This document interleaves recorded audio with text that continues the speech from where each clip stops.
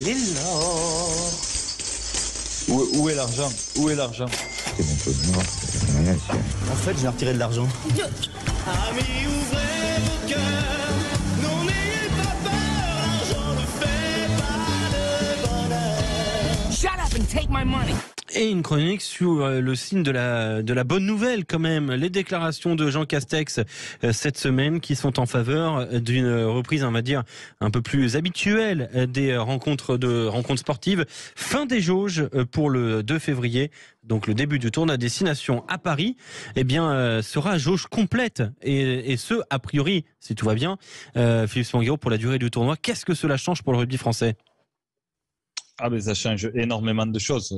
Ça évite de très très mauvaises nouvelles parce que je crois que la fédération avait tablé dans son budget prévisionnel de cette année. Enfin, j'en suis même sûr sur des recettes importantes sur ce tournoi destination.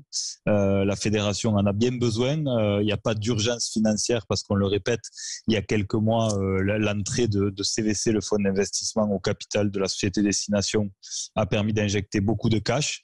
Mais ce cash, comme on en a parlé, il avait vocation à servir le développement du rugby et pas à éponger les pertes.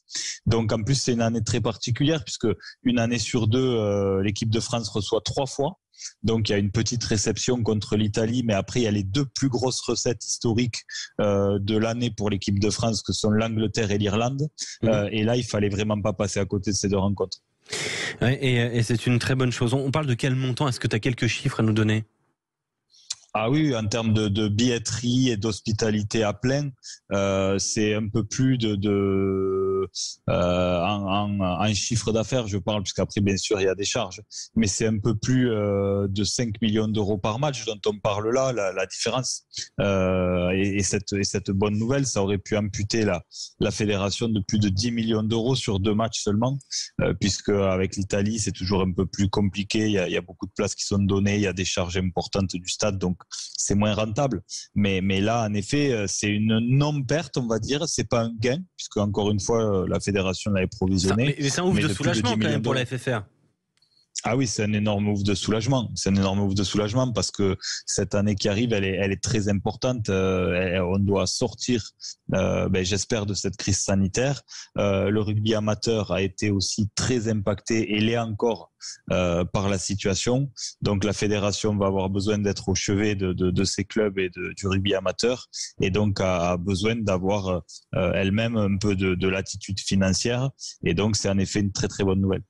Une très bonne nouvelle. Bah voilà, on a fait un peu plus concis aujourd'hui, mais tout aussi complet, Philippe Spanghero. Écoute, là, vous m'avez bridé.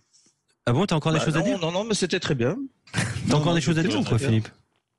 Non. Bah voilà, on t'a rien bridé du tout. On t'a fait chanter en plus. Côté sportif, la jauge est importante aussi, le fait de fédérer le public, vu les derniers résultats que l'équipe de France a eu et la Coupe du Monde qui arrive. Donc, non mais oui, pour finir, encore plus, bien sûr le financier, parce que c'est le nerf de la guerre, mais le sportif fait que ça permet, avec cette Coupe du Monde qui arrive, heureusement que peut-être on peut remplir les stades.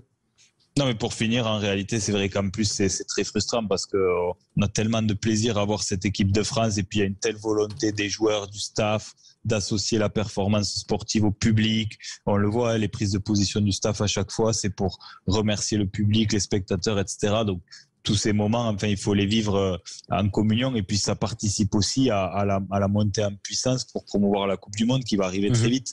Donc, c'est très important à tous les niveaux. Ouais, à tous les niveaux, effectivement.